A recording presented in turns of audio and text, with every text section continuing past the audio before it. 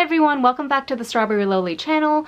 Today I am going to be testing out and reviewing for the first time two eyeshadow palettes, mainly from the MAC and Honor of Kings makeup collaboration. So this collection came out a while ago. It's kind of old news actually. I purchased the entire collection back in May of this year and I managed to review two eyeshadow palettes before I kind of just didn't have time for it anymore and I had to move on to other things. But I just figured that, yeah, I mean, I paid good money for this collection, so I thought why not just bang out a quick little review and just do the remaining two palettes that I haven't tried out yet in one video. Just like I mentioned in my previous two review videos, I don't really know much about this game in particular other than the fact that it is like one of the biggest mobile RPG games to come out of China in recent years. I'm not really sure about its popularity overseas. I think it's mainly just, yeah, like the Chinese gaming market probably, or maybe in Japan as well. So far no one that I've talked to who lives in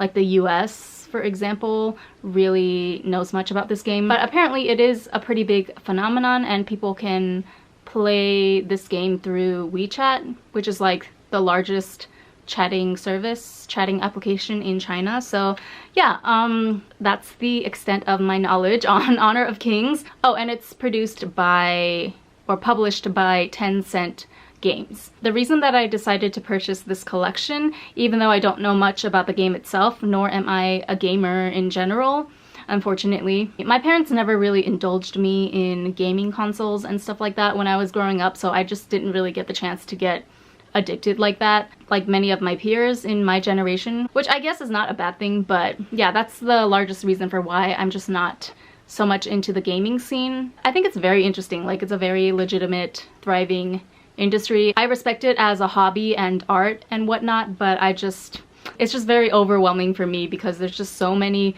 gaming franchises and, you know, fan groups, subreddit groups dedicated to each possible niche out there that frankly, this is one industry that I'm not even gonna attempt to keep up on. But the reason that I decided to purchase this collection is simply for the fact that this is definitely some of the coolest and most aesthetically pleasing packaging that I've ever seen on any makeup collaboration. Even for MAC Cosmetics, who I do have to admit, even though they've kind of fell off in recent years, they do have a track record of putting out really, really nice quality collections and really nice high quality limited designs and things like that, with this collection being no exception in my opinion. So I'm just going to try out these two palettes today, which I haven't even dipped my fingers into despite owning them for well over half a year. So we have the YUESHOU palette over here, which is kind of like an orange bronzy sunset sort of color story with obviously an engraving of the character YUESHOU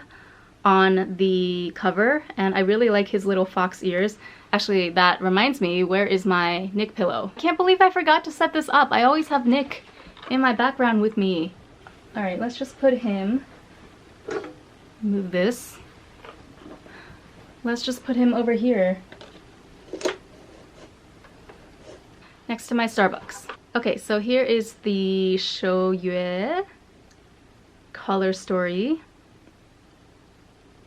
And then for my other eye, I'm going to go in with the Sheen palette. I really love the red ombre into the hot metallic pink. Super pretty. So there's the character Sheen. I don't know about you guys, but I'm not a fan of men in ponytails, even in like the fantasy context. So I was never like a Legolas fan or anything. Remember when the Lord of the Rings movies first came out and everyone was going crazy over Orlando Bloom as Legolas? Yeah, I didn't see what the big deal was at all, so that's not to offend anyone out there. I'm just saying I don't like ponytails on men. Dismissed, rejected, publicly humiliated. I'm sorry. So here's the color story for Sheen. Pretty basic burgundy brown situation. The official name for these is the small eyeshadow palettes or 4-pan palettes. They all come with this little plastic protector thing for the eyeshadows, which I appreciate, but at the same time I hate holding on to loose pieces like these. So whenever I open a product, I tend to just throw these away immediately, even though like they're supposed to be there to help you protect your eyeshadows in the long run. I just can't deal with too many loose pieces. It's too much stuff to keep track of. Same goes for the outside packaging, which again, I'm probably gonna throw away after this video, but I just wanted to hold on to it for the time being to show you. So these have like a really cool little circuitry design. It's like one of those, you know, computer circuit board things. I forget the official name for it, but pretty cool. Here are the colors in the Sheen palette. Starting from the top left, we have Paradisco, Ruddy, Antiquated, and I'm Into It. I'm Into It is the matte brown shade down here. It has a little bit of a red undertone to it actually, so it's like a brick brown, I'd say. Straight away, I am really excited about this metallic red shade up here, Ruddy. You can't see the metallic effect that well on camera, but it's there. It is on the subtle side. I wish I could wear red eyeshadow every day of my life, honestly. So I'm priming my eye with the Anastasia eye primer.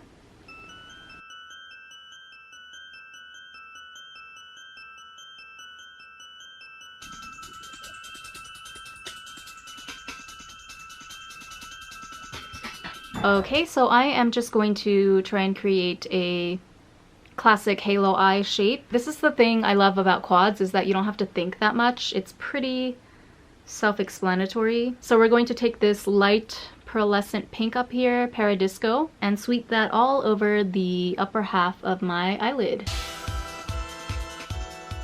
Actually, that first brush was a little too stiff, so I'm switching to a fluffier brush.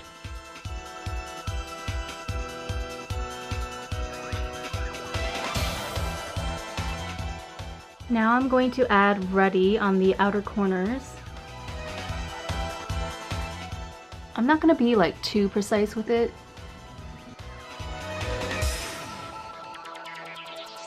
Sorry, I keep switching brushes on you guys, but that's because I keep forgetting to choose the right brush. So we're gonna switch to a more pointed pencil brush so that I can get in there with the detail, especially this inner corner here.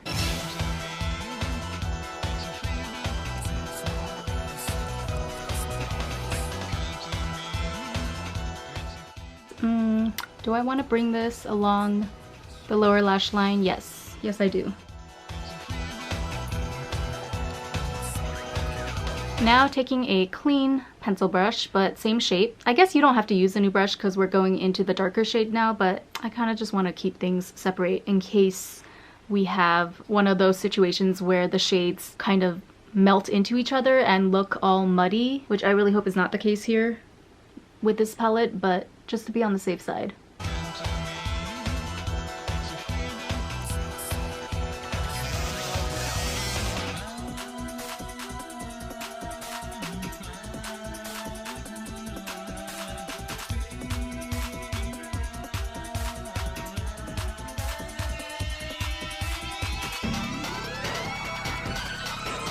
Okay, I kind of wish that this shade right here, Paradisco, was a little bit more shimmery and impactful, because it's kind of like, it says F here, I forget what that stands for in MAC formulas, but it has a very, it's a very muted pearlescent effect, and I kind of want a little more pizzazz, a little more glitter. Okay, now I really don't know what to do with this bronzy brown shade down here. I guess I could just add it on my lower lash line, maybe? I probably should have put this down first before the matte red. Ah, okay. I like the way that mixes with the antiqued shade. Let me just layer this a little more on the outer V, and then we should be all set.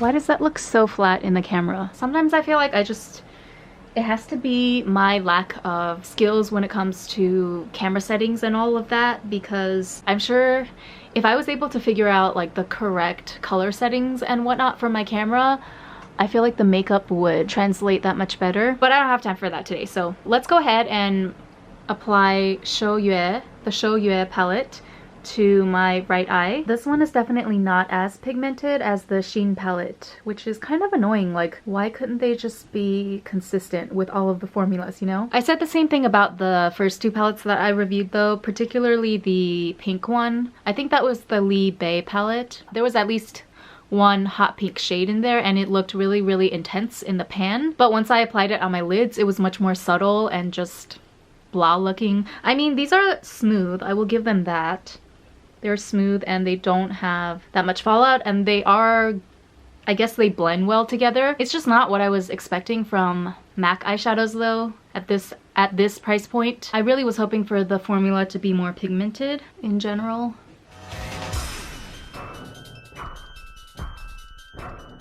Let's start off with Mushroom.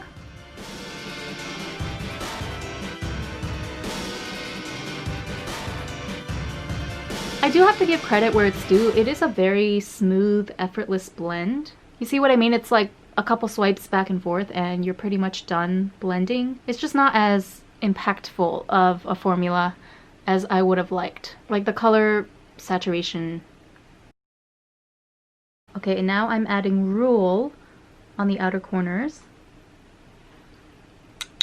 Tap that off.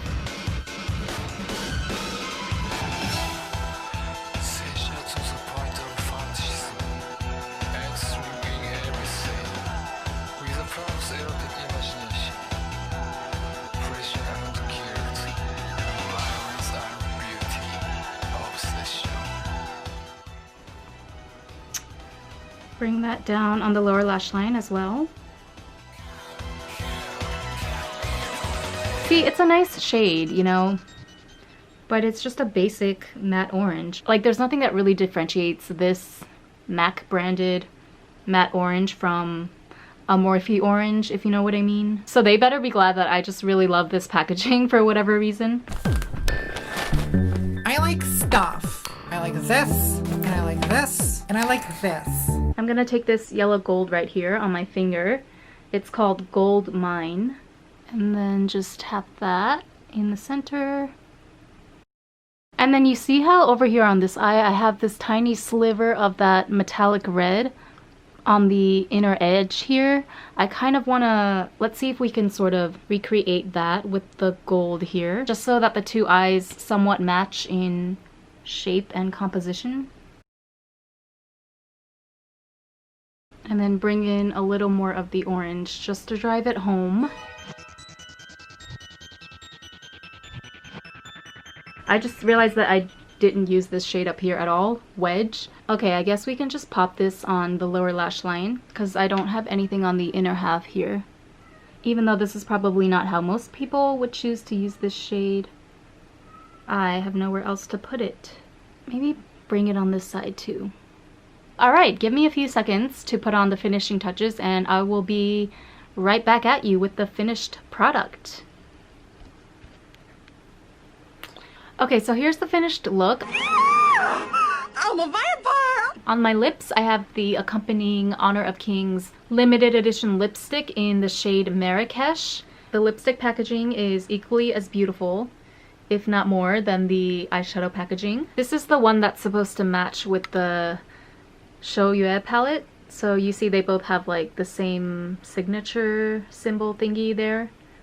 And this is just a really rich reddish brown terracotta color. Looks like that.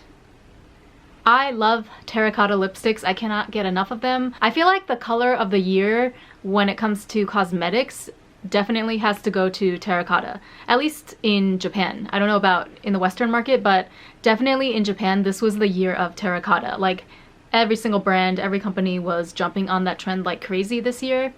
And I'm not mad at it, to be honest with you, because it's a gorgeous color and it flatters pretty much every skin tone out there. So it's very, yeah, very universal, beautiful, sophisticated color. So I do have to put on the final finishing touch, which would be this Honor of Kings limited edition packaging extra dimension skin finish in the shade Double Gleam, which is not, like the shade itself is part of their regular lineup, but this packaging is obviously limited edition from the Honor of Kings collection only. I literally use this so much, you guys, like almost every day. I use it on my cheeks, to highlight the brow bone and the inner corner of my eye. Yeah, I feel like I'm constantly just digging into this pan, but somehow it does not, you know, the level of powder does not decrease ever. It's amazing. I will pan this powder one day though, mark my words. But yeah, it's just a really nice champagne gold. Alright, so there you have it. That is my review of the remaining 2 Honor of Kings palettes in my collection. I will link my videos for the other 2 palettes in the cards if you're interested in checking those out. But yeah, my stance on these pretty much remains unchanged. I do feel better now though, just in regards to my own skills, because I've been really working hard at upping my blending game, if you will. So I feel like now that I've taken the time to improve my eyeshadow skills in general, I can pretty much tackle any formula that's thrown at me, whether it's subpar or the most amazing thing to ever hit the market, which these are definitely not, you know. I'm gonna call a spade a spade. If I had to rate them on a scale of 1 to 10, it would be like a 6 or maybe 7. Yeah, I'll give it a 7 because they're smooth and I didn't experience like patchiness or crazy fallout or anything like that with them. So yeah, this formula gets a 7 from me because it didn't give me that many problems during application. It just falls a little bit flat in terms of the final effect that you're able to achieve, which granted, you can only do so much with 4 shades in a quad, but I feel like for me personally, to get the most use out of these palettes, I would probably use these more as like a baseline for, like, let's say I wanted to do a vampy reddish brown look, then I would just use this Sheen palette as like my base, but I would pull out other singles from my collection from other brands, like maybe a holographic or a glitter formula to pop in the center of the lid or something, just to give it that extra ounce of pizzazz that I personally like. But you know, overall, I'm still really happy with my purchases. From a collector's standpoint, this is definitely like bragging rights, if anything, just the fact that I own these. Really quickly, before my camera dies, I just wanted to show you guys the packaging up close again. So you have the engraving of the whatever character the palette is based on the front, and the palette itself is very slim and compact. It's also a non-clasp closure, so it's very streamlined in that way. It just opens and it kind of like the hinge here has a snap to it. So it will snap shut, and don't worry, it will stay closed with the pressure of the hinge, but it just doesn't have that snap closure, which I don't mind that at all. I feel like that's a trend with a lot of new eyeshadow palettes. It just gives a slightly more sleek and sophisticated feel to the whole thing. And there is no mirror, which is kind of inconvenient, but at the same time, from a design perspective, I totally understand, and I do appreciate that the ombre continues on the inside here.